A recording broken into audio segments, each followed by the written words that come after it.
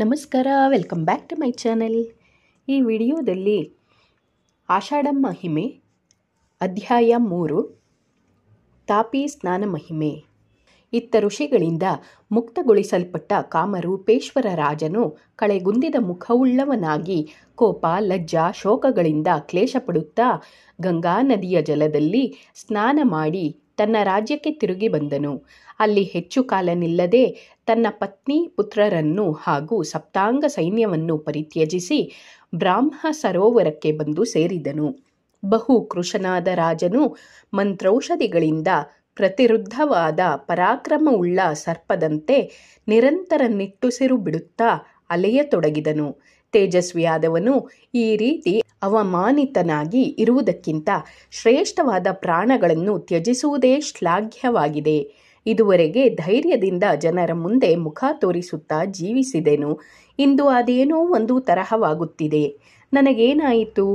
ಈ ನನ್ನ ದೇಹವನ್ನು ತುಂಡು ತುಂಡು ಮಾಡಿ ಅಗ್ನಿಯಲ್ಲಿ ಹಾಕಿ ಸುಟ್ಟು ಬಿಡಲೆ, ಅಥವಾ ಕುತ್ತಿಗೆಯಲ್ಲಿ ಕಲ್ಲು ಬಂಡೆಯನ್ನು ಕಟ್ಟಿಕೊಂಡು ಈ ದೇಹವನ್ನು ನೀರಿನಲ್ಲಿ ಮುಳುಗಿಸಿ ಬಿಡಲೆ, ಇಲ್ಲವೇ ದೇಹದ ಮೇಲೆ ಕಲ್ಲು ಬಂಡೆಯನ್ನು ಒಗೆದುಕೊಂಡು ದೇಹವನ್ನು ಬಿಟ್ಟು ಬಿಡಲೆ? ಉಗ್ರವಾದ ತಪಸ್ಸಿನಿಂದ ಮಹೇಶ್ವರನನ್ನು ಆರಾಧಿಸಿ ನಂತರ ಈ ದೇಹವನ್ನು ಬಿಡುವುದೇ ಲೇಸೆಂದು ಭಾವಿಸಿ ಕಾಮರೂಪೇಶ್ವರನು ತಪಸ್ಸನ್ನು ಪ್ರಾರಂಭಿಸಿದನು. 3 ಹೊತ್ತು ಸ್ನಾನ ಮಾಡಿ ಸಂಧ್ಯಾರ್ಘ್ಯಗಳನ್ನು ಕೊಟ್ಟು ಶಿವನನ್ನು ಪೂಜಿಸತೊಡಗಿದನು.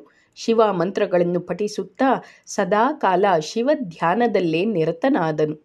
ಗುಡಿಸಲಿನಲ್ಲಿ ವಹ್ನಿಯನ್ನು ವಿಧಿಪೂರ್ವಕ ಸ್ಥಾಪಿಸಿ 3 ಹೊತ್ತು ಸಮಿತ್ತುಗಳಿಂದ ಹೋಮವನ್ನು ಮಾಡತೊಡಗಿದನು. ಈ ಪ್ರಕಾರ ಹೋಮಾದಿಗಳನ್ನು ಮಾಡುತ್ತಾ, ಹೇ ಪರಮೇಶ್ವರ, ಶಂಕರ, ನನ್ನ ಮೇಲೆ ದಯೆ ತೋರು ಎಂದು ಪ್ರಾರ್ಥಿಸುತ್ತಾ ಸಾಯಂಕಾಲದಲ್ಲಿ ಸಂಧ್ಯಾಕರ್ಮವನ್ನು ಮುಗಿಸಿ ಪುನಃ ಈಶ್ವರನ ಧ್ಯಾನದಲ್ಲಿ ನಿರತನಾಗಿರುತ್ತಿದ್ದನು. ತರ್ಪಣಗಳನ್ನು ಕೊಡುತ್ತಾ ಮಿತಾಹಾರಿಯಾಗಿ ಈಶ್ವರನನ್ನು ಕುರಿತು ತಪಸ್ಸನ್ನು ಮಾಡುತ್ತಾ 3 ವರ್ಷಗಳನ್ನು ಕಳೆದನು. ಹೀಗಿರುತ್ತಿರಲು ಒಂದು ದಿನ ರಾಜನು ಮಧ್ಯಾಹ್ನದಲ್ಲಿ ಸ್ನಾನಕ್ಕೆಂದು ಹೋದಾಗ ಅಲ್ಲಿ ಒಂದು ಮೃಗವು, ಹೇ ರಾಜನ್, ನೀನು ನನ್ನನ್ನು ರಕ್ಷಿಸು ರಕ್ಷಿಸು, ವೇದನೆಯಿಂದ ಪೀಡಿತನಾಗಿದ್ದೇನೆ ಎಂದು ಧ್ವನಿ ಮಾಡುತ್ತಾ ಇವನತ್ತ ಧಾವಿಸಿ ಬಂದಿತು. ಹಿಂದೆ ತಿರುಗಿ ಪುನಃ ಪುನಃ ನೋಡುತ್ತಾ ಭಯದಿಂದ ನಡುಗುತ್ತಿರುವ ಆ ಮೃಗವು ರಾಜನನ್ನು ದೀನ ದೃಷ್ಟಿಯಿಂದ ನೋಡುತ್ತಾ ಅಲ್ಲಿಯೇ ನಡುಗುತ್ತಾ ನಿಂತುಕೊಂಡಿತು. ರಾಜನಾದರೋ ಕೃಪಾಪೂರ್ಣನಾಗಿ ಮೃಗವನ್ನು ನೋಡಿ ಹೇಳಿದನು, ಎಲೇ ಮೃಗವೇ, ಹೆದರದಿರು, ನಿನ್ನ ರಕ್ಷಣೆಯನ್ನು ಮಾಡಿ ನಿನಗೆ ಹಿತವಾಗುವಂತೆ ಮಾಡುವೆನು. ಈ ಪ್ರಕಾರ ರಾಜನು ನುಡಿಯುತ್ತಿರುವಂತೆಯೇ ಅಲ್ಲಿ ಕೆಲ ವ್ಯಾಧರು ಬಂದರು. ಬಿಲ್ಲಿನ ಹೆದೆಗೆ ಏರಿಸಿದ ಬಾಣಗಳುಳ್ಳ ಅವರು, ಕೊಲ್ಲಿರಿ ಕೊಲ್ಲಿರಿ, ಈ ವನದಲ್ಲಿ ಬಂದಿರುವ ಮೃಗವು ನಮ್ಮದಾಗಿದೆ ಎಂದು ಒದರುತ್ತಾ ಬಂದ ವ್ಯಾಧರು ರಾಜನನ್ನು ಕುರಿತು ಹೇಳಿದರು, ಭೋ, ಈ ಮೃಗವನ್ನು ನಮಗೆ ಒಪ್ಪಿಸಿ ಬಿಡು. ತಪಸ್ವಿಯಾದ ನಿನಗೆ ಪರರ ವಸ್ತುವನ್ನು ಅಪಹರಿಸುವುದು ಯೋಗ್ಯವಾಗಲಾರದು. ಪರವಸ್ತುವನ್ನು ಅಪಹರಿಸುವಿಯಾದರೆ ನೀನು ತಪಸ್ವಿಯೇ ಅಲ್ಲ, ಮೋಸಗಾರನಾಗಿರುವಿ ಎಂಬುದು ಸ್ಪಷ್ಟವಾಗುವುದು. ಈ ಮೃಗಕ್ಕೋಸ್ಕರ ನಾವು ತಿರುಗಿ ತಿರುಗಿ ಭ್ರಾಂತರಾಗಿದ್ದೇವೆ. ಈ ವನದಲ್ಲಿ ಇದನ್ನು ಕಂಡಾಕ್ಷಣ ನಾವು ಅದನ್ನು ಹೊಡೆದಿರುವಾಗ ಅದನ್ನು ನೀನು ಹಠದಿಂದ ತೆಗೆದುಕೊಳ್ಳುವಿಯಾ? ನಿಜವಾಗಿಯೂ ನೀನು ಇಂಥ ಮೃಗವನ್ನು ಕೊಲ್ಲಲು ಸಮರ್ಥನಲ್ಲ, ಆದರೆ ಮೋಸದಿಂದ ಕೊಲ್ಲಬೇಕೆಂದಿರುವಿ. ಇಲ್ಲಿ ನೀನು ಕಪಟ ಮುನಿಯ ವೇಷವನ್ನು ಧರಿಸಿ ಈ ಮೃಗವನ್ನು ಪಡೆಯುವ ಆಶೆಯಿಂದ ಕುಳಿತಿರುವಂತೆ ತೋರುತ್ತಿದೆ. ನಿನ್ನ ಈ ಕಪಟತನವನ್ನು ಯಾರು ಕೇಳುವರು? ನಮಗೆ ನಮ್ಮ ಮೃಗವು ತಿರುಗಿಬೇಕು. ಎಲೆ ಮೂಡನೆ, ವಿಳಂಬ ಮಾಡದೆ ಈ ಮೃಗವನ್ನು ನಮಗೆ ತಿರುಗಿ ಒಪ್ಪಿಸು. ವಿಳಂಬ ಮಾಡುವುದರಿಂದ ನಿನಗೆ ಮಹಾ ಅನರ್ಥವು ಕಾದಿದೆ ಎಂದು ಮುಂತಾಗಿ ವ್ಯಾಧರು ಹೇಳುತ್ತಿರುವುದನ್ನು ಕೇಳಿದ ರಾಜನು ಪುನಃ ಗರ್ವ ಸಮನ್ವಿತನಾಗಿ ಉಚ್ಚಧ್ವನಿಯಿಂದ ಗಂಭೀರವಾಗಿ ಹೇಳಿದನು, ಎಲೈ, ನೀವು ಪಾಪಿಗಳಾಗಿರುವಂತೆ ನಿಮ್ಮ ಮಾತುಗಳೂ ನೀಚವಾಗಿವೆ. ನಿಮ್ಮ ಹೃದಯದಲ್ಲಿರುವುದೇ ಮಾತಿನಲ್ಲಿ ಬರುವುದು. ಭೋ ವ್ಯಾಧರೆ, ನಾನು ಕ್ಷತ್ರಿಯನಾಗಿರುವುದರಿಂದ ಈ ಮೃಗವನ್ನು ನಿಮಗೆ ಸರ್ವತಾ ಕೊಡಲಾರೆನು. ಶರಣಾಗತನಾದವನು ಚಾಂಡಾಲನಾಗಿದ್ದರೂ ಕ್ಷತ್ರಿಯರು ಅಂತಹವರನ್ನು ಕ್ಷಮಿಸುವುದಿಲ್ಲವೇ? ಭೋ, ನಾನು ಈ ಮೃಗವನ್ನು ಹಿಡಿಯಲು ಬಂದವನಲ್ಲ. ಒಂದು ವೇಳೆ ಹಿಡಿಯಲೆಂದೇ ಬಂದಿದ್ದರೆ ಇದನ್ನು ಸುಮ್ಮನೆ ಬಿಡುತ್ತಿರಲಿಲ್ಲ. ಹಾಗೂ ಭಯಾತುರವಾದ ಇದು ನನ್ನೆಡೆಗೆ ಶರಣಾರ್ಥಿಯಾಗಿ ಬರುತ್ತಿದ್ದಿತೆ. ಎಲೈ ಬೇಡರೆ, ಮೃತ್ಯುವಿನಿಂದ ಗಾಬರಿಯಾಗಿರುವ ಇದನ್ನು ಜೀವಂತವಾಗಿರುವಾಗ ಬಿಟ್ಟು ಕೊಡಲಾರೆನು. ನನ್ನ ದೇಹ ಹಾಗೂ ಜೀವವು ಪರರ ರಕ್ಷಣೆಗಾಗಿಯೇ ಇರುವವು. ಆದ್ದರಿಂದ ಶರಣಾಗತನಾಗಿ ಬಂದಿರುವ ಈ ಮೃಗವನ್ನು ನಾನು ಜೀವಂತವಿರುವವರೆಗೂ ಬಿಟ್ಟು ಕೊಡಲಾರೆನು. ಈ ಮೃಗವು ನನಗೆ ಶರಣು ಬಂದಿರುವಾಗ ಅದನ್ನು ಬಿಟ್ಟು ಕೊಟ್ಟರೆ ಅದರಿಂದ ಬರುವ ಪಾತಕವನ್ನು ಕಟ್ಟಿಕೊಳ್ಳಲಾರೆನು ಮತ್ತು ರಕ್ಷಣೆಯಿಂದ ಬರಲಿರುವ ಪುಣ್ಯವನ್ನು ಬಿಟ್ಟುಕೊಡಲಾರೆನು. ಶರಣಾಗತರನ್ನು ರಕ್ಷಣೆ ಮಾಡುವ ಪುರುಷನು ಇಹಲೋಕದಲ್ಲಿ ವಿಪುಲವಾದ ಕೀರ್ತಿಯನ್ನು ಪಡೆಯುವನು ಮತ್ತು ಮರಣಾನಂತರ ಸ್ವರ್ಗಲೋಕವನ್ನು ಸೇರಿ ಅಲ್ಲಿ ಇಂದ್ರಾದಿ ಪದವನ್ನು ಪಡೆಯುವನು. ಒಮ್ಮೊಮ್ಮೆ ಮರಣಾನಂತರ ಮೋಕ್ಷವು ಲಭಿಸುವುದು. ಇನ್ನು ಶರಣಾರ್ಥಿಯನ್ನು ರಕ್ಷಿಸದೇ ಇಲ್ಲಿರುವಾಗಲೂ ವಿಪುಲವಾದ ಕೀರ್ತಿಯೂ ಬಾರದು. ಇನ್ನು ಮರಣಾನಂತರ ಏನಾಗುವುದೆಂಬುದನ್ನು ವಿಚಾರಿಸಿ ಎಂದು ಮಾಡುವುದಿದೆ ಎಂದು ತಿಳಿಯುವವನಿಗೆ ಯಾವ ಒಳ್ಳೆಯ ಲೋಕವೂ ಸಿಗದೆ ಅವನು ದುರ್ಗತಿಯನ್ನೇ ಹೊಂದುವನು. ಆದ್ದರಿಂದ ಈ ಮೃಗವು ಸಾಯಬಾರದು, ಇದನ್ನು ಜೀವಂತ ರಕ್ಷಿಸಬೇಕು ಎಂದು ನಿರ್ಧರಿಸಿಯೇ ಇದನ್ನು ಹಿಡಿದಿಟ್ಟುಕೊಂಡಿದ್ದೇನೆ. ನನ್ನ ದೃಷ್ಟಿಯಲ್ಲಿ ಈ ಮೃಗವು ಅವಧ್ಯವಾಗಿದೆ. ಈ ವಿಷಯದಲ್ಲಿ ಎರಡು ವಿಚಾರವೇ ಇರುವುದಿಲ್ಲ. ರಾಜನ ಈ ಪ್ರಕಾರದ ಮಾತುಗಳನ್ನು ಕೇಳಿದ ವ್ಯಾಧರು ರಾಜನಿಗೆ ಹೇಳಿದರು, ಅಹೋ, ನೀನೊಬ್ಬ ದಡ್ಡ ತಪಸ್ವಿಯೇ ಆಗಿರುವಿ. ಏಕೆ ವ್ಯರ್ಥವಾಗಿ ನಿನ್ನ ದೇಹವನ್ನು ತ್ಯಜಿಸುವಿ? ಸತ್ಕರ್ಮವನ್ನು ಮಾಡುವ ನಿನಗೆ ಕಾಲಾಂತರದಲ್ಲಿ ಸುಖವಾಗುವುದು. ಹೇ ರಾಜನ್, ನೀನು ವಿಚಾರ ಮೂಢನಾಗಿರುವಂತೆ ತೋರುತ್ತಿದೆ.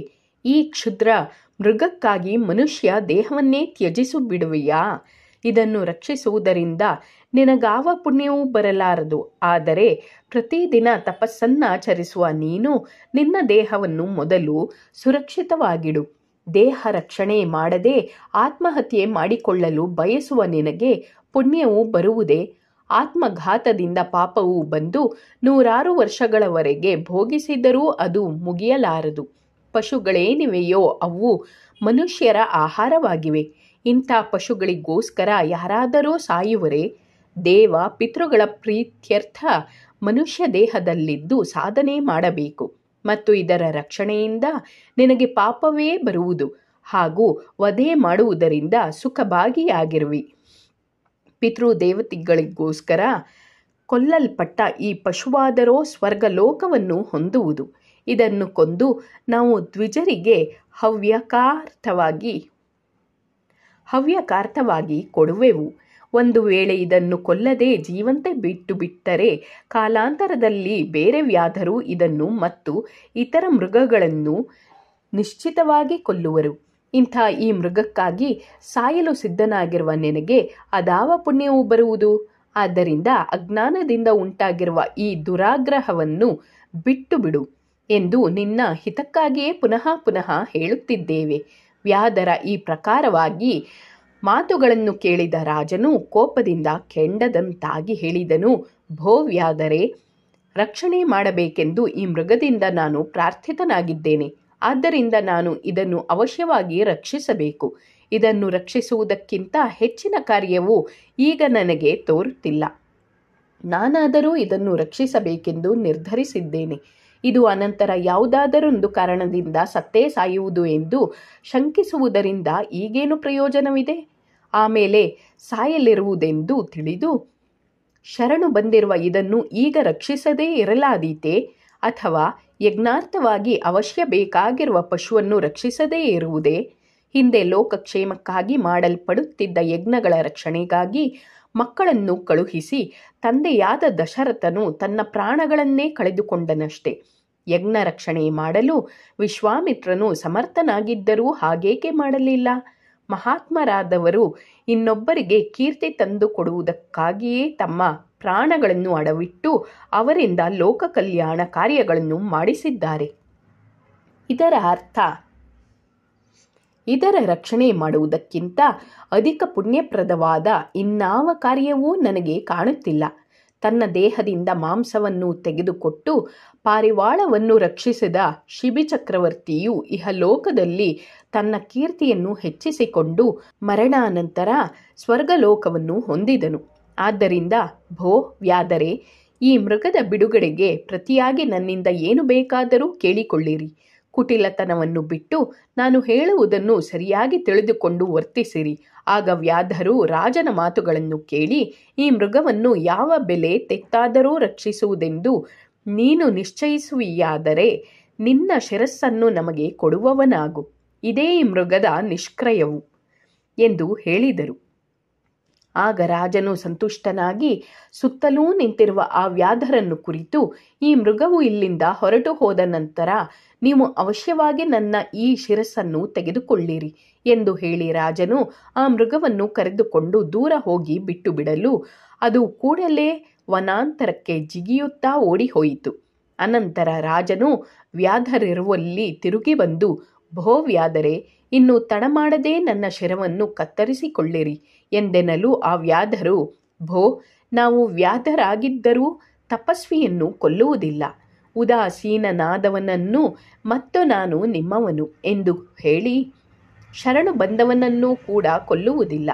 ಆದ್ದರಿಂದ ನೀನೇ ದೇಹದಿಂದ ನಿನ್ನ ಶಿರಸ್ಸನ್ನು ಕತ್ತರಿಸಿ ನಮಗೆ ಕೊಡಬೇಕು. ನಿನ್ನ ಶಿರಸ್ಸು ಈಗ ಓಡಿ ಹೋಗಿರುವ ಮೃಗದ ನಿಷ್ಕ್ರಿಯವೆಂದು ತಿಳಿದು ನಿಜವಾಗಿಯೂ ಕೊಡಲು ಬಯಸುವಿಯಾದರೆ ನಾವು ಹೇಳಿದಂತೆ ಮಾಡು ಎಂದೆನಲು ರಾಜನು ಕೂಡಲೇ ಹರಿತವಾದ ಅಸ್ತ್ರವನ್ನು ಹಿಡಿದುಕೊಂಡು ತನ್ನ ಶಿರಸ್ಸನ್ನು ಕತ್ತರಿಸಲು ಪ್ರಾರಂಭಿಸಿದನು. ಅಷ್ಟರಲ್ಲಿ 5 ತಲೆಗಳು ಹಾಗೂ 10 ಕೈಗಳಿಂದ ಕೂಡಿದ ಚಂದ್ರಶೇಖರನಾದ ಮಹೇಶ್ವರ ದೇವನು ತನ್ನ ಗಣಗಳೊಂದಿಗೆ ಕೂಡಿಕೊಂಡು ಆ ಸ್ಥಳಕ್ಕೆ ಬಂದು ರಾಜನನ್ನು ಕುರಿತು, ಭೋ ರಾಜನೇ, ನಿಲ್ಲು, ಇಂಥ ಸಾಹಸವನ್ನು ಮಾಡದಿರು. ನಿನ್ನಲ್ಲಿ ಪ್ರಸನ್ನನಾಗಿದ್ದೇನೆ, ನಿನ್ನ ಮನದಲ್ಲಿ ಆ ವರವನ್ನು ಕೇಳುವವನಾಗು ಎಂದು ಹೇಳಿ ಮಹೇಶ್ವರನು ತನ್ನ ಕೈಗಳಿಂದ ರಾಜನು ಹಿಡಿದ ಅಸ್ತ್ರವನ್ನು ಕೆಳಗೆ ಹಾಕಿ ರಾಜನ ಭಕ್ತಿಯಿಂದ ಪ್ರಸನ್ನನಾಗಿ ಅವನನ್ನು ಕೈ ಹಿಡಿದು ಅನುಗ್ರಹಿಸಿದನು. ರಾಜನು ತಲೆ ಎತ್ತಿ ನೋಡಲು ಎದುರಿನಲ್ಲಿ ವ್ಯಾಧರಾರೂ ಇರದೆ ದೇವದೇವನಾದ ಉಮಾಪತಿ ಶ್ರೀ ಮಹಾದೇವನು ತನ್ನ ಸಮೀಪದಲ್ಲಿ ನಿಂತಿರುವುದನ್ನು ಕಂಡು ಹರ್ಷಾಶ್ಚರ್ಯಭರಿತನಾದನು. ಕೂಡಲೇ ಭಯಭಕ್ತಿಯುತನಾದ ರಾಜನು ಮೊಣಕಾಲುಗಳನ್ನು ನೆಲದ ಮೇಲೆ ಊರಿ ಮಹೇಶ್ವರನಿಗೆ ಪುನಃ ಪುನಃ ನಮಸ್ಕರಿಸಿ ಅವನನ್ನು ಸ್ತುತಿಸತೊಡಗಿದನು. ಭಗವನ್, ಬಾಲಚಂದ್ರ ಹಾಗೂ ಬಾಲಸೂರ್ಯರನ್ನು ಧರಿಸಿರುವ ನಿನಗೆ ನಮಿಸುತ್ತೇನೆ. ದೇಹದ ಅರ್ಧ ಭಾಗ ಪಾರ್ವತಿಯನ್ನೂ ಧರಿಸಿರುವ ನಿನಗೆ ನಮೋ ನಮಃ. ಕಾಲಕೂಟ ವಿಷವನ್ನು ಪಾನ ಮಾಡಿದ ಮತ್ತು ನೀಲಕಂಠನಾದ ನಿನಗೆ ನಮಸ್ಕಾರವು.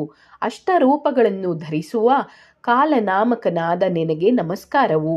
ಕಾಲಾಗ್ನಿ ನೇತ್ರಗಳುಳ್ಳ ಶಂಕರನೇ, ನಿನಗೆ ನಮಿಸುವೆನು. ಬ್ರಹ್ಮಸ್ವರೂಪಿಯಾದ ವಿಷ್ಣುರೂಪಿಯಾದ ನಿನಗೆ ನಮಸ್ಕಾರವು. ಮಹೇಶರೂಪಿಯಾದ ಸರ್ವದೇವಾತ್ಮನಾದ ನಿನಗೆ ನಮಸ್ಕಾರವು. ಪುರಾಭಿಧನಾದ ದಕ್ಷ ಪ್ರಜಾಪತಿಯ ಯಜ್ಞವನ್ನು ನಾಶ ಮಾಡಿದ ಈಶ್ವರನೇ, ನಿನಗೆ ನಮಿಸುವೆನು. ಪರಾವರ ಸ್ವರೂಪನಾದ ಸೃಷ್ಟಿ ಸಂಹಾರಗಳಿಗೆ ಕಾರಣನಾದ ಸರ್ವಜ್ಞನಾದ ಸ್ಥೂಲ ರೂಪವನ್ನು ಧಾರಣ ಮಾಡಿದ ಸೂಕ್ಷ್ಮ ರೂಪವನ್ನು ಧರಿಸಿದ ಅರೂಪಿಯಾದ ಪರಮೇಶ್ವರ, ನಿನಗೆ ನಮಸ್ಕಾರಗಳು. ನೃತ್ಯಪ್ರಿಯ ದೇವನಾದ ಭೂತಗಳ ಪತಿಯಾದ ನಿನಗೆ ನಮಸ್ಕಾರವು. ನಂದಿಯೇ ವಾಹನವಾಗಿ ಉಳ್ಳ ಅತಿ ತರುಣ ಹಾಗೂ ಅತಿ ಪ್ರಬುದ್ಧನಾಗಿರುವ ಅತಿ ದೊಡ್ಡವನಾದ ನಿನಗೆ ನಮೋ ನಮಃ. ರಜೋಗುಣದಿಂದ ವಿಶ್ವವನ್ನು ಧರಿಸಿರುವ ಮೃಡರೂಪಿಯಾದ ಸಂಹಾರ ರೂಪಿಯಾದ ಶಂಭುವೆ, ಪುನಃ ಪುನಃ ನಮಸ್ಕಾರವು. ನಿನ್ನಿಂದ ಸತ್ವಗುಣವು ಹುಟ್ಟಿದರೂ ತ್ರಿಗುಣರಹಿತನಾಗಿರುವ ನಿನಗೆ ನಮಸ್ಕಾರವು. ಹೇ ಮಹಾದೇವ, ನಿನಗೆ ನಮೋ ನಮಃ. ಹೇ ಪರಮೇಶ್ವರ, ನನ್ನ ಮೇಲೆ ಪ್ರಸನ್ನನಾಗಿ ಅನುಗ್ರಹಿಸು. ಈ ಪ್ರಕಾರವಾಗಿ ರಾಜನಿಂದ ಸ್ತುತಿಸಲ್ಪಟ್ಟ ದೇವದೇವನಾದ ಮಹೇಶ್ವರನು ಪ್ರಸನ್ನವದನನಾಗಿ, ಅಯ್ಯ, ನಿನ್ನ ಮನದಲ್ಲಿರುವ ಅಭಿಲಾಷೆಯನ್ನು ಹೇಳುವವನಾಗು ಎಂದೆನಲು ರಾಜನು ಲೋಕಗಳಿಗೆಲ್ಲ ಮಂಗಳವನ್ನುಂಟು ಮಾಡುವ ಶಂಕರನಿಗೆ ನಮಿಸಿ ಹೇಳಿದನು, ನನ್ನ ಈ ಮಾತುಗಳಿಗೆ ಕಾರಣವನ್ನು ಮತ್ತು ಬಹುಕಾಲದಿಂದ ಮನದಲ್ಲಿ ಕೊರೆಯುತ್ತಿರುವುದನ್ನು ನಿನ್ನೆದುರು ನಿವೇದಿಸುತ್ತಿದ್ದೇನೆ. ನಾನು ಶತಬಲಿ ಎಂಬ ರಾಜನಿಂದ ಪುನಃ ಪುನಃ ಸೋಲಿಸಲ್ಪಟ್ಟು ಸ್ಥಾನಭ್ರಷ್ಟನಾಗಿ ಮಾಡಲ್ಪಟ್ಟಿದ್ದೇನೆ. ಆದ್ದರಿಂದ ಹೇ ಮಹಾದೇವ, ನಿನ್ನನ್ನು ಪ್ರಾರ್ಥಿಸುತ್ತಿದ್ದೇನೆ. ಏನೆಂದರೆ, ನಾನು ಜೀವಂತವಿರುವವರೆಗೂ ಆ ಶತಬಲಿಗೆ ನನ್ನ ರಾಜ್ಯವು ಸಿಗದಂತಾಗಲಿ. ಬಹುವಿಧವಾದ ತಪಸ್ಸು, ಯಜ್ಞ, ತೀರ್ಥ ಸ್ನಾನಗಳನ್ನು ಮಾಡಿರುವುದರಿಂದ ನನ್ನ ರಾಜ್ಯವು ಇನ್ನೆಂದಿಗೂ ಅವನ ವಶವಾಗದಿರಲಿ. ಪರಮೇಶ್ವರ, ಈಗ ಪದಭ್ರಷ್ಟನಾಗಿರುವ ನನ್ನ ಈ ಮನೋರಥವನ್ನು ಈಡೇರಿಸಿಕೊಡು. ರಾಜನ ಈ ಪ್ರಕಾರದ ಪ್ರಾರ್ಥನೆಯನ್ನು ಕೇಳಿದ ಜಗದ್ಗುರುವಾದ ಮಹಾದೇವನು ಸರ್ವ ಕಾಮನೆಗಳನ್ನು ಕೊಡುವ ತಾಪಿ ನದಿಯಲ್ಲಿರುವ ಆಷಾಢ ಸ್ನಾನವನ್ನು ಬಿಟ್ಟು ಶತಬಲಿಯು ಆಕ್ರಮಿಸಿಕೊಂಡಿರುವ ರಾಜ್ಯವು ಇತರ ಯಾವ ಉಪಾಯಗಳಿಂದಾಗಲಿ ಹಾಗೂ ಎಲ್ಲ ಸುಕೃತಗಳಿಂದಾಗಲಿ ಕಾಮರೂಪೇಶ್ವರನಾಗಿ ಪುನಃ ದೊರೆಯಲು ಸಾಧ್ಯವಿಲ್ಲವೆಂಬುದು ಗೊತ್ತಿದ್ದರೂ, ಹೇ ರಾಜ, ನಿನಗೆ ರಾಜ್ಯವು ಲಭಿಸುವುದು. ಅನಂತರ ಪರತ್ರದಲ್ಲಿ ನಿನ್ನ ಲೋಕವು ನಿನಗೆ ದೊರಕುವುದು ಎಂದು ವರವನ್ನು ಕೊಟ್ಟು ಅಲ್ಲಿಯೇ ಅಂತರ್ಧಾನನಾದನು. ರಾಜನಾದರೋ ತನ್ನ ಪುರಕ್ಕೆ ಬರಲಾಗಿ ಅವನಿಗೆ ಮೊದಲಿನಂತೆ ಅಕಂಟಕವಾದ ರಾಜ್ಯವು ಪ್ರಾಪ್ತವಾಗಿ ಅವನು ಶಂಕರನ ಅನುಗ್ರಹದಿಂದ ಮೊದಲಿನಂತೆ ಮುದದಿಂದ ಇದ್ದನು. ಕಾಮರೂಪೇಶ್ವರನು ಯಾವಾಗ ಬಹಳ ಸೈನ್ಯಯುತನಾಗಿ ಬಲಶಾಲಿಯಾದನೋ ಆಗ ಅವೌ ಶತಬಲಿಯೊಂದಿಗಿನ ತನ್ನ ಪೂರ್ವ ವೈರವನ್ನು ಸ್ಮರಿಸಿಕೊಂಡು ಅವನ ಮೇಲೆ ದಂಡೆತ್ತಿ ಹೋದನು. ಇದನ್ನು ಕಂಡ ಶತಬಲಿಯು ಸಪ್ತಾಂಗಗಳಿಂದ ಸಹಿತವಾದ ರಾಜ್ಯವನ್ನು ಬಿಟ್ಟುಕೊಟ್ಟು ಕಾಮರೂಪೇಶ್ವರನ ರಾಜ್ಯದಿಂದ ಓಡಿ ಹೋದನು. ಈಶ್ವರನ ವರದ ಪ್ರಭಾವದಿಂದ ಈ ರೀತಿ ರಾಜ್ಯಭ್ರಷ್ಟನಾಗಿ ಶೋಕಾಮರ್ಷಗಳಿಂದ ಯುಕ್ತನಾದ ಶತಬಲಿಯು ಭೂಮಂಡಲದಲ್ಲಿ ಸರ್ವತ್ರ ಸಂಚರಿಸತೊಡಗಿದನು. ರಾಜ್ಯಭ್ರಷ್ಟನಾಗಿ ಸರ್ವ ಸಂಪತ್ತನ್ನೂ ಕಳೆದುಕೊಂಡ ಅವನಿಗೆ ಸ್ವಲ್ಪವೂ ಸುಖವಿಲ್ಲದಂತಾಯಿತು. ಈಶ್ವರನ ವರಪ್ರಭಾವದಿಂದ ಸ್ವಪದಭ್ರಷ್ಟನಾದನು. ಈ ಜಗತ್ತಿನಲ್ಲಿ ರುದ್ರದೇವರಿಗೆ ವಿರುದ್ಧವಾಗಿ ನಡೆಯಲು ಅದಾರಿಗೆ ಸಾಧ್ಯ? ಯವನ ದರ್ಶನದಿಂದ ಭಕ್ತರಾದವರು ಸರ್ವ ಸಮೃದ್ಧಿಯನ್ನು ಹೊಂದುವರೋ ಮತ್ತು ವಿರೋಧಿಗಳು ಸ್ಥಾನಭ್ರಷ್ಟರಾಗುವರು. ಯಾವನ ಬಲದಿಂದೈದ್ರನ ವಜ್ರಯುಧವು ನಿಷ್ಕ್ರಿಯವಾಯಿತು ಅಂಥ ಮಹಾರುದ್ರನೊಂದಿಗೆ ಸ್ಪರ್ಧಿಸಲು ಅದಾರು ಸಮರ್ಥರಾದರು? ಇಂದ್ರಾದಿ ಪದಗಳನ್ನು ಕೊಡುವ ಈಶ್ವರನನ್ನು ಬಿಟ್ಟು ಬೇರೆ ಯಾರೂ ಈ ಕಾರ್ಯವನ್ನು ಮಾಡಲಾರರು. ದೇವ, ದೈತ್ಯ, ದಾನವ, ಪನ್ನಗರೆಲ್ಲರೂ ಈಶ್ವರನನ್ನು ಪ್ರಸನ್ನೀಕರಿಸಿ ಅವನಿಂದ ವರಗಳನ್ನು ಪಡೆದು ತಮ್ಮ ತಮ್ಮ ಕಾರ್ಯಗಳನ್ನು ಮಾಡುತ್ತಿರುವರು. ಇವರೆಲ್ಲರೂ ಈಶ್ವರನ ದ್ವಾರದಲ್ಲಿದ್ದು ಅವನನ್ನು ಆರಾಧಿಸಿ ಅವನ ಅನುಗ್ರಹದಿಂದ ತಮ್ಮ ತಮ್ಮ ಪದಗಳನ್ನು ಪಡೆಯುತ್ತಾರೆ. ಮತ್ತು ಈಶ್ವರನ ಪ್ರಸಾದದಿಂದಲೇ ಆ ಸ್ಥಾನಗಳನ್ನು ಕೊಡುವನೋ ಅಂಥವನು ಯಾವೊಬ್ಬನನ್ನು ಪದಭ್ರಷ್ಟನನ್ನಾಗಿ ಮಾಡಿದಾಗ ವಿಷಾದ ಪಡುವುದೇಕೆ? ಶತಬಲಿಯು ದೀನವದನನಾಗಿ, ಕಾಂತಿಹೀನನಾಗಿ, ಸಂಪತ್ತು ರಹಿತನಾಗಿ, ಏಕಾಏಕಿಯಾಗಿ, ಪಾದಚಾರಿಯಾಗಿ ಸಂಚರಿಸುತ್ತಾ ಪುನಃ ಪುನಃ ನಿಟ್ಟುಸಿರು ಬಿಡುತ್ತಾ ಇನ್ನೆಂದು ಒಳ್ಳೆಯ ದಿನಗಳು ಬರುವವು ಎಂದು ಚಿಂತಿಸುತ್ತಾ ಮಾರ್ಕಂಡೇಯ ಋಷಿಗಳ ಆಶ್ರಮಕ್ಕೆ ಬಂದು ಸೇರಿದನು. ಆಶ್ರಮದಲ್ಲಿ ಮುನಿಗಳಿಂದ ನೋಡಲ್ಪಟ್ಟು ಅವರಿಂದ ಆತಿಥ್ಯವನ್ನು ಸ್ವೀಕರಿಸಿ ಒಂದೆಡೆ ಕುಳಿತುಕೊಂಡನು. ಮತ್ತೆ ಮೇಲೆದ್ದು ಮಾರ್ಕಂಡೇಯ ಋಷಿಗಳಿಗೆ ನಮಸ್ಕರಿಸಿ ಕೈ ಜೋಡಿಸಿಕೊಂಡು ನಿಂತುಕೊಂಡನು. ಆಗ ಮಾರ್ಕಂಡೇಯ ಮುನಿಗಳು ರಾಜನನ್ನು ಕುರಿತು, ಅಯ್ಯ ರಾಜ, ನಿನ್ನ ಈ ವ್ಯಸನಕ್ಕೆ ಕಾರಣವೇನು? ಏತಕ್ಕಾಗಿ ಇಲ್ಲಿ ಬಂದಿರುವಿ? ನಿನಗೇಕೆ ಇಂಥ ಅವಸ್ಥೆಯು ಬಂದಿದೆ? ನಿನ್ನ ಮಹಾರಾಜ್ಯವು ಎಲ್ಲಿ ಹೋಯಿತು? ನಿನ್ನ ಅಸಂಖ್ಯವಾದ ಮದ್ದಾನೆಗಳೆಲ್ಲಿ? ನಿನ್ನ ಅತುಲವಾದ ಸಂಪತ್ತೆಲ್ಲಿ? ನಿನ್ನ ಮಹಾರಾಣಿಯಲ್ಲಿ? ನಿನ್ನ ಅಮಾತ್ಯರೆಲ್ಲಿ? ರಾಜ್ಯಭಾರದಲ್ಲಿ ಸಹಾಯಕರಾದ ಮಂತ್ರಿಗಳೆಲ್ಲಿ? ಇವರೆಲ್ಲರೂ ಎಲ್ಲಿಗೆ ಹೋದರು? ಇದೆಲ್ಲುವುದಕ್ಕೂ ಏಕಕಾಲಕ್ಕೆ ಹೋಗಿರುವುದನ್ನು ಕಂಡರೆ ಎಚ್ಚೆತ್ತವನು ಎಲ್ಲವನ್ನೂ ಸ್ವಪ್ನದಲ್ಲಿ ಕಂಡಂತಾಗಿದೆ. ಮಹಾ ಕಷ್ಟಗಳನ್ನು ಅನುಭವಿಸಿ ಸಂಪಾದಿಸಿದ ಈ ರಾಜ್ಯ ಸಂಪತ್ತುಗಳಿಗೆ ಧಿಕ್ಕಾರವಿರಲಿ. ಇವೆಲ್ಲ ಕ್ಷಣಿಕವಾದವುಗಳು, ಸತ್ಕರ್ಮಗಳ ಅಧೀನವಾಗಿರುವವು. ಕರ್ಮವಾದರೋ ಭೋಗದಿಂದ ನಾಶವಾಗುವಂಥದ್ದಾಗಿದೆ. ಆದ್ದರಿಂದ ರಾಜ್ಯ ಸಂಪತ್ತುಗಳು ಇರುವಾಗ ಗರ್ವವನ್ನು, ಕಳೆದಾಗ ವಿಷಾದವನ್ನು ಮಾಡಕೂಡದು. ಸತ್ಕಾರ್ಯಗಳನ್ನು ಮಾಡುವ ಬಗ್ಗೆ ಸದಾ ಚಿಂತಿಸಬೇಕು. ಸಂಪತ್ತುಗಳು ಚಂಚಲವಾಗಿವೆ ಎಂದು ಮುಂತಾಗಿ ಮಾರ್ಕಂಡೇಯರು ಹೇಳಲು ಆ ರಾಜನು ತನ್ನ ರಾಜ್ಯಭ್ರಂಶದ ಎಲ್ಲ ಕಾರಣವನ್ನು ವಿಸ್ತಾರವಾಗಿ ಹೇಳಿದನು. ನನ್ನಿಂದ ಪರಾಜಿತನಾದ ಕಾಮರೂಪೇಶ್ವರ ರಾಜನು ಶಂಭುವನ್ನು ಆರಾಧಿಸಿ ಅವನನ್ನು ಪ್ರಸನ್ನಗೊಳಿಸಿದನು. ಶಂಭುದೇವನಿಂದ ವರವನ್ನು ಪಡೆದನು. ಆ ವರ ಪ್ರಭಾವದಿಂದ ಇದೆಲ್ಲ ನಡೆದಿದೆ ಎಂದು ಸರ್ವವನ್ನೂ ನಿವೇದಿಸಿದನು. ಅನಂತರ ಶತಬಲಿಯು ವಿನಯದಿಂದ ಬಾಗಿ ಋಷಿಗಳನ್ನು ಪ್ರಶ್ನಿಸಿದನು. ಭೋ ಮಹರ್ಷಿಗಳೇ, ಶಂಭುವಿನಿಂದ ನಾನು ಪದಚ್ಯುತನಾಗಲು ಕಾರಣವೇನು? ನಾನೆಂದಿಗೂ ಈಶ್ವರನಿಗೆ ದ್ರೋಹ ಬಗೆದವನಲ್ಲ. ಸಮಸ್ತ ಜಗತ್ತಿಗೆ ಕಲ್ಯಾಣವನ್ನುಂಟು ಮಾಡುವ ಆ ಪರಮೇಶ್ವರನಿಗೆ ಮಿತ್ರ ಮತ್ತು ಶತ್ರುಗಳೆಂಬುವರು ಇರುವರೇ? ಜಗತ್ತಿನಲ್ಲಿರುವ ಎಲ್ಲರನ್ನೂ ಬಿಟ್ಟು ನನ್ನನ್ನೇ ತಿರಸ್ಕರಿಸಲು ಕಾರಣವೇನು? ರಾಜನ ಈ ಪ್ರಶ್ನೆಗಳನ್ನು ಕೇಳಿದ ಮಾರ್ಕಂಡೇಯರು ಒಂದು ಕ್ಷಣ ಧ್ಯಾನಪರರಾಗಿ ಆಲೋಚಿಸಿ ನಂತರ ಆ ರಾಜನಿಗೆ ಎಲ್ಲವನ್ನೂ ಹೇಳಿದರು. ಹೇ ರಾಜನ್, ಬುದ್ಧಿವಂತನಾದ ನೀನು ಭಕ್ತಿಯಿಂದ ಏನು ಪ್ರಶ್ನಿಸಿರುವೆಯೋ ಅದರ ಉತ್ತರವನ್ನೆಲ್ಲ ನಾನು ತಿಳಿದಿರುವೆನು, ಕೇಳು. ಮಹಾದೇವನು ಜೀವರ ಕರ್ಮಾನುಸಾರ ಫಲವನ್ನು ಕೊಡುವನಷ್ಟೆ. ಈ ಹಿಂದಿನ 3ನೆಯ ಜನ್ಮದಲ್ಲಿ ನೀನು ಗೌಡಮಂಡಲದಲ್ಲಿ ಒಬ್ಬ ರಾಜನಾಗಿದ್ದಿ. ಆಗ ರಾಜ್ಯಮತ್ತನಾದ ನೀನು ಒಬ್ಬ ಬ್ರಾಹ್ಮಣನನ್ನು ಕಾಲಿನಿಂದ ಒದ್ದು ಅವನ ಸರ್ವಸ್ವವನ್ನೆಲ್ಲ ಅಪಹರಿಸಿ ಅವನನ್ನು ರಾಜ್ಯದಿಂದ ಹೊರಗೆ ಹಾಕಿದ್ದಿ. ಈ ಪಾಪದಿಂದ ಲಿಪ್ತನಾದ ನೀನು ಮರಣಾನಂತರ ನರಕವನ್ನು ಹೊಂದಿ ಅಲ್ಲಿ ಬಹುಕಾಲ ದುಃಖವನ್ನು ಭೋಗಿಸಿ ಮುಂದೆ ಪೂರ್ವ ಪುಣ್ಯಾನುಸಾರವಾಗಿ ನೀನು ಒಬ್ಬ ಬ್ರಾಹ್ಮಣನಾಗಿ ಹುಟ್ಟಿದಿ.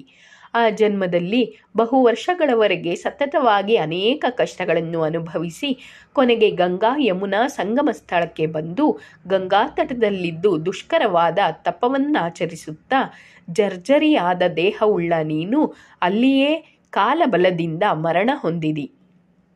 ತಪಃ ಪ್ರಭಾವದಿಂದ ನೀನು ವಿಷ್ಣು ಸನ್ನಿಧಿಯನ್ನು ಹೊಂದಿ ಅಲ್ಲಿ ಯಥೇಚ್ಛವಾಗಿ ರಮಿಸುತ್ತಾ ಸುಖದಿಂದ ವಾಸ ಮಾಡಿದಿ.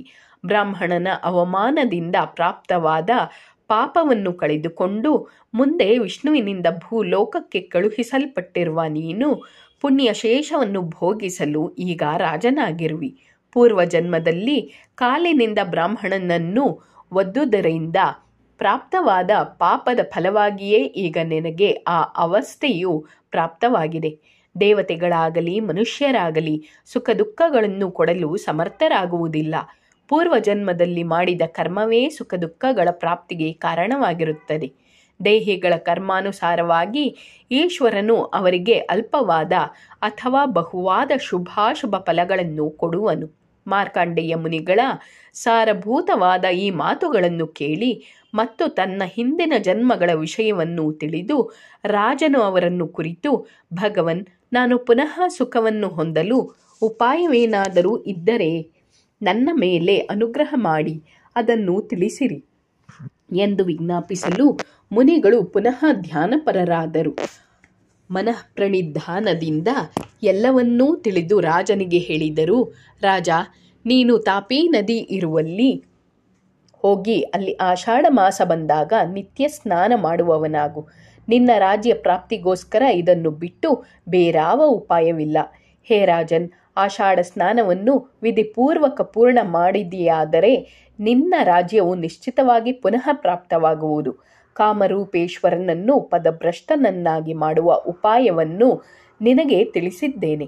ಮುಂದಿನದೆಲ್ಲವನ್ನೂ ಅರಿತಿರುವ ಭಗವನ್ ಭೂತೇಶನು ಅಂದರೆ ಈಶ್ವರನು ತಾಪಿ ನದಿಯಲ್ಲಿ ಆಷಾಢ ಸ್ನಾನ ಮಾಡುವಂತೆ ಹೇಳುವುದನ್ನು ಮಾತ್ರ ಬಿಟ್ಟು ಕಾಮರೂಪೇಶ್ವರನಿಗೆ ವರವನ್ನು ಕೊಟ್ಟಿದ್ದಾನೆ. ಸಮಾಧಿಯಿಂದ ಅರಿತು ನಾನು ನಿನಗೆ ಇದೆಲ್ಲವನ್ನೂ ತಿಳಿಸಿದ್ದೇನೆ. ಹೇ ರಾಜನ್, ಸ್ವರಾಜ್ಯವನ್ನು ಇಚ್ಛಿಸುವಿಯಾದರೆ ನಾನು ಹೇಳಿದಂತೆ ಮಾಡು. ಈ ಒಂದು ಉಪಾಯದಿಂದಲೇ ನಿನ್ನ ರಾಜ್ಯವು ಮರಳಿ ದೊರೆಯುವುದು.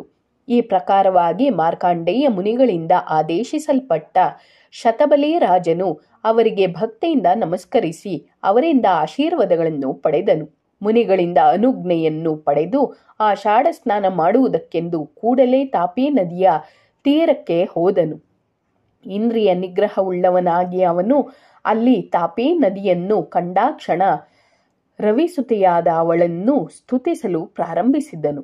ಸಕಲ ಜನರ ಪಾಪಗಳನ್ನು ಕಳೆದು ಪಾವಿತ್ರ್ಯವನ್ನು ಕೊಡುವ ಜಗತ್ತಿಗೆ ಆಶ್ರಯಳಾದ ವನವಾಸಿಗಳಾದ ದ್ವಿಜರಿಂದ ಸದಾ ಭಕ್ತಿಯಿಂದ ಸೇವಿಸಲ್ಪಡುವ ತಾಪಿ ನದಿಯನ್ನು ಸ್ತುತಿಸುತ್ತಾ ರಾಜನು ಹೇಳುತ್ತಾನೆ.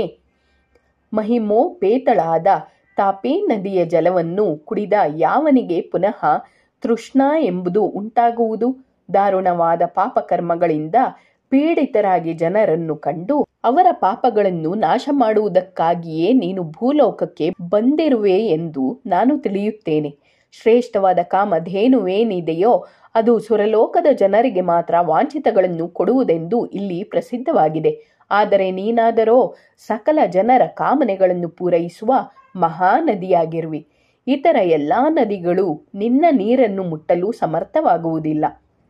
ನಿನ್ನ ಪ್ರವಾಹದಲ್ಲಿ ಸ್ನಾನ ಮಾಡುವುದು ಮೋಕ್ಷ ಪ್ರಾಪ್ತಿಗೆ ಒಂದು ಸಾಧನವಾಗಿರುವುದು. ಹೇ ರವಿನಂದನೆ, ತಾಪಿಯೇ, ಆಷಾಢದಲ್ಲಿ ನಿನ್ನ ಜಲದಲ್ಲಿ ಸ್ನಾನ ಮಾಡುವುದರಿಂದ ಪುನೀತರಾದ ಕೆಲವರು ತಮ್ಮ ಎಲ್ಲ ಮನೋರಥಗಳನ್ನು ಪಡೆಯುವರು. ಆಷಾಢ ಸ್ನಾನದಿಂದ ಜನರು ಅಮೃತತ್ವವನ್ನು ಹೊಂದಿ ದೇವತೆಗಳೊಂದಿಗೆ ಕ್ರೀಡಿಸುವರು. ಈ ಪ್ರಕಾರ ರಾಜನು ಸೂರ್ಯಪುತ್ರಿಯಾದ ತಾಪಿ ದೇವಿಯನ್ನು ಸ್ತುತಿಸಿ ಆಷಾಢ ಸ್ನಾನವನ್ನು ಮಾಡಲು ಪ್ರಾರಂಭಿಸಿದನು. ಜ್ಯೇಷ್ಠ ಮಾಸದ ಶುಕ್ಲ ಪಕ್ಷ ದಶಮಿಯ ದಿನವೇ ಮಾಸ ಸ್ನಾನ ವ್ರತವನ್ನು ಸಂಕಲ್ಪಪೂರ್ವಕ ಗ್ರಹಣ ಮಾಡಿ ಮೊದಲು ಪರಮ ಭಕ್ತಿಯಿಂದ ತಾಪಿ ದೇವಿಯನ್ನು ಪೂಜಿಸಿದನು. ಅನಂತರ ಪ್ರತಿದಿನ ಬೆಳಗ್ಗೆ, ಮಧ್ಯಾಹ್ನ ಮತ್ತು ಸಂಜೆಗೆ ನಿಯಮದಿಂದ ಶ್ರದ್ಧಾಪೂರ್ವಕ ಸ್ನಾನವನ್ನು ಮಾಡತೊಡಗಿದನು. ಆ ಕಾಲದಲ್ಲಿ ಕಮಲಾಸನಸ್ಥನಾದ ಮಂದಸ್ಮಿತನಾದ ಹಿರಣ್ಮಯನಾದ ಕೇಯೂರ್ ಕುಂಡಲಾದಿ ಆಭರಣಗಳನ್ನು ಧರಿಸಿದ, ಶಂಖಚಕ್ರಗಳನ್ನು ಧರಿಸಿದ ವಿಭುವಾದ ಸೂರ್ಯಮಂಡಲಸ್ಥ ಶ್ರೀಹರಿಯನ್ನು ಅವಿರತವಾಗಿ ಧ್ಯಾನಿಸುತ್ತಾ ವಿಷ್ಣುವಿನಲ್ಲೇ ಏಕಾಗ್ರ ಮನಸ್ಸುಳ್ಳವನಾಗಿ ಭಕ್ತಿಯಿಂದ ಪೂಜಿಸಿದನು. ಸಾಯಂ ಸಂಧ್ಯಾವಂದನೆಯ ನಂತರ ರಾತ್ರಿಯಲ್ಲಿ ಭೋಜನ ಸ್ಥಾನದಲ್ಲಿ ತುಳಸೀದಳಯುತವಾದ ವಿಷ್ಣು ಪಾದೋದಕವನ್ನು ಮಾತ್ರ ಸ್ವೀಕರಿಸತೊಡಗಿದನು. ಈ ಕ್ರಮದಲ್ಲಿ ರಾಜನು ಶ್ರೇಷ್ಠವಾದ ಆಷಾಢ ಸ್ನಾನ ವ್ರತವನ್ನು ಆಚರಿಸಿದ್ದನು. ಈತನ ಭಕ್ತಿಗೆ ಮೆಚ್ಚಿ ಆಷಾಢ ಮಾಸದ ಪೌರ್ಣಿಮೆಯ ದಿನ ಪುರಾಣ ಪುರುಷನಾದ ಶ್ರೀಹರಿಯು ಪ್ರತ್ಯಕ್ಷನಾಗಿ ಆ ರಾಜನಿಗೆ ಹೇಳಿದನು, ಹೇ ಶತಬಲಿ ರಾಜ, ನನ್ನ ಪೂಜೆಯನ್ನು ಮಾಡುತ್ತಾ ನೀನು ಆಷಾಢ ಸ್ನಾನ ವ್ರತವನ್ನು ನಿರ್ವಿಘ್ನವಾಗಿ ವಿಧಿಪೂರ್ವಕವಾಗಿ ಆಚರಿಸಿರುವಿರಿ. ಇದರಿಂದ ನಾನು ಪ್ರಸನ್ನನಾಗಿರುವೆ. ಈ ಸ್ನಾನ ವ್ರತದಿಂದ ನಿನಗಿರುವ ಫಲಾಪೇಕ್ಷೆಯನ್ನು ತಿಳಿಸುವವನಾಗು. ಶ್ರೀಹರಿಯ ಸಂದರ್ಶನದಿಂದ ಹರ್ಷಿತನಾದ ಶತಬಲಿ ರಾಜನು ಆಗ, ಹೇ ಪುರಾಣ ಪುರುಷೋತ್ತಮ ದೇವೇಶ, ನೀನು ನನ್ನಲ್ಲಿ ಪ್ರಸನ್ನನಾಗಿದ್ದರೆ ನಿನ್ನ ಅನುಗ್ರಹದಿಂದ ನನಗೆ ಮೊದಲಿನ ಪದಪ್ರಾಪ್ತಿಯಾಗಲಿ. ಇದೇ ನನ್ನ ಬಯಕೆಯಾಗಿದೆ ಎಂದು ಪ್ರಾರ್ಥಿಸಲು ಪರಮಪುರುಷ ಶ್ರೀಹರಿಯು ಹೇಳಿದನು. ಅಯ್ಯ, ನನ್ನ ಅನುಗ್ರಹದಿಂದ ನಿನಗೆ ನಿನ್ನ ರಾಜ್ಯ ಪದವು ಪುನಃ ದೊರೆಯುವುದಲ್ಲದೆ ಕೊನೆಗೆ ನನ್ನ ಲೋಕದ ಪ್ರಾಪ್ತಿಯೂ ಆಗುವುದು, ಇದು ನಿಶ್ಚಯವು. ಆಷಾಢ ಮಾಸದಲ್ಲಿ ತಾಪಿ ನದಿಯಲ್ಲಿ ಸ್ನಾನವನ್ನು ಮಾಡಿರುವುದರಿಂದ ಕೊನೆಯ 3 ದಿನಗಳ ಸ್ನಾನ ಪುಣ್ಯದಿಂದ ನೀನು ಹಿಂದಿನ ಸಕಲ ಪಾಪಗಳಿಂದ ಮುಕ್ತನಾಗಿರುವಿ. ರಾಜ, ಇನ್ನು ಉಳಿದ 27 ದಿನಗಳಲ್ಲಿ ಮಾಡಿದ ಸ್ನಾನ ಪುಣ್ಯದಿಂದ ನೀನು ಅಪೇಕ್ಷಿಸಿದ್ದೆಲ್ಲವೂ ಸುಲಭವಾಗಿ ಈಡೇರುವುದು. ತಾಪಿ ನದಿಯಲ್ಲಿ ಆಷಾಢ ಸ್ನಾನ ಮಾಡುವವರಿಗೆ ಯಾವುದೂ ದುರ್ಲಭವಾಗುವುದಿಲ್ಲ. ಈ ಪ್ರಕಾರ ವರವನ್ನು ಕೊಟ್ಟು ಕರ್ಮಗಳ ಫಲವನ್ನು ಕೊಡುವ ತ್ರಿಲೋಕವ್ಯಾಪಿಯಾದ ವಿಶ್ವಾತ್ಮನಾದ ಭಗವನ್ ಶ್ರೀಹರಿಯು ಅಲ್ಲಿಯೇ ಅಂತರ್ಧನ ಹೊಂದಿದನು. ರಾಜನಾದರೋ ಪರಮಾನಂದ ಸ್ವರೂಪಿಯಾದ ಶ್ರೀಹರಿಯ ದರ್ಶನ ಮಾಡಿಕೊಂಡು ರೋಮಾಂಚಿತನಾದನು. ಹರ್ಷಾಶ್ಚರ್ಯಗಳಿಂದಾಗಿ ಕಣ್ಣುಗಳಿಂದ ಆನಂದ ಬಾಷ್ಪಗಳು ಸುರಿಯತೊಡಗಿದವು. ಶ್ರೀಹರಿ ಜನಾರ್ದನನು ಅಂತರ್ಧಾನ ಹೊಂದಿದ ಮೇಲೆ ಆ ರಾಜನು ತನ್ನ ಸ್ನಾನದ ನಿಯಮವನ್ನು ಪೂರ್ಣಗೊಳಿಸಿದನು. ಅನಂತರ ತನ್ನ ರಾಜ್ಯಕ್ಕೆ ಹೋಗಿ ಮೊದಲಿನಂತೆ ತನ್ನ ರಾಜ್ಯಶ್ರೀಯನ್ನು ಪಡೆದು ಪುನಃ ಶತ್ರುಗಳಿಗೆ ಭಯಂಕರನಾಗಿ ವಿರಾಜಿಸಿದನು. ತಾಪಿಯ ಅನುಗ್ರಹದಿಂದ ಮರಣಾನಂತರ ವಿಷ್ಣು ಲೋಕವನ್ನು ಹೊಂದಿದನು. ವಿಷ್ಣುವಿನ ಆರಾಧನೆ ಮಾಡುವುದರಿಂದ ದುರ್ಲಭವಾಗಿದ್ದರೂ ಯಾವುದು ತಾನೇ ದೊರೆಯದ್ದೀತು. ಸ್ವರಾಜ್ಯವನ್ನು ಪುನಃ ದೊರಕಿಸಿದ ರಾಜನು ಆಷಾಢ ಸ್ನಾನದ ಮಹಿಮೆಯನ್ನು ಮನಗಂಡು ಪ್ರತಿ ವರ್ಷ ತಪ್ಪದೇ ಆಷಾಢದಲ್ಲಿ ಶ್ರದ್ಧೆಯಿಂದ ತಾಪಿ ಸ್ನಾನವನ್ನು ವಿಧಿಪೂರ್ವಕವಾಗಿ ಮಾಡತೊಡಗಿದನು. ತಾಪಿಯಲ್ಲಿ ಶ್ರೇಷ್ಠವಾದ ಮಹಾಮಹಿಮೋಪೇತವಾದ ಆಷಾಢ ಸ್ನಾನವನ್ನು ಮುಗಿಸಿದ ನಂತರ ರಾಜನು ಬಹಳ ಕಾಂತಿಯುತನಾಗಿ ಶರತ್ಕಾಲದ ಹುಣ್ಣಿಮೆಯ ಚಂದ್ರನಂತೆ ಕಂಗೊಳಿಸಿದನು. ಆಷಾಢ ಸ್ನಾನದಿಂದ ಶತಬಲಿ ರಾಜನು ಸಕಲ ಪಾಪಗಳಿಂದ ಮುಕ್ತನಾದನು. ಸರೋವರದ ಕೆಸರಿನಿಂದ ಲಿಪ್ತವಾದ ಇಂದ್ರನ ಐರಾವತವು ರಾಜನೆದುರು ಬಂದು ನಿಂತಿತು. ಅಲ್ಲಿಗೆ ಬಂದಿದ್ದ ಇಂದ್ರನು ರಾಜನನ್ನು ಕುರಿತು, ಹೇ ರಾಜ, ಸ್ವರ್ಗಲೋಕಕ್ಕೆ ಹೋಗುವ ನಡೆ. ತಾಪಿ ಜಲಸ್ನಾನದಿಂದ ಪಾಪ ಸಮೂಹಗಳು ಸುಟ್ಟು ಭಸ್ಮವಾಗಿರುವುದರಿಂದ ನೀನು ಅತ್ಯಂತ ಪವಿತ್ರನಾಗಿರುವಿ. ಇನ್ನು ಸ್ವರ್ಗಲೋಕಕ್ಕೆ ಬಂದು ಅಲ್ಲಿ ನಿನ್ನ ಸುಕರ್ಮಗಳ ಫಲ ಸ್ವರೂಪಗಳಾದ ವಿವಿಧ ಭೋಗಗಳನ್ನು ಭೋಗಿಸು. ಹೇ ರಾಜ, ನೀನು ಧನ್ಯನಾಗಿರುವಿ. ಇಗೋ ನೋಡು, ನಿನಗೋಸ್ಕರ ದೇವತೆಗಳೆಲ್ಲರೂ ವಸುಧಾತಲಕ್ಕೆ ಧಾವಿಸಿ ಬಂದಿದ್ದಾರೆ.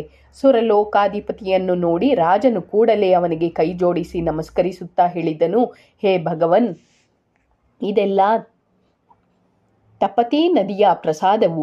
ಅವಳ ಅನುಗ್ರಹದಿಂದಲೇ ನಾನು ನಿನ್ನ ಕರುಣೆಗೆ ಪಾತ್ರನಾಗಿದ್ದೇನೆ. ತಾಪಿ ನದಿಯ ಪವಿತ್ರ ತಮವಾದ ಜಲವನ್ನು ಕೈಯಲ್ಲಿ ಹಿಡಿದುಕೊಂಡಿದ್ದೇನೆ. ಅಷ್ಟು ಮಾತ್ರದಿಂದಲೇ ದುರಿತ ರಾಶಿಗಳು ಕಳೆದು ಹೋದವು.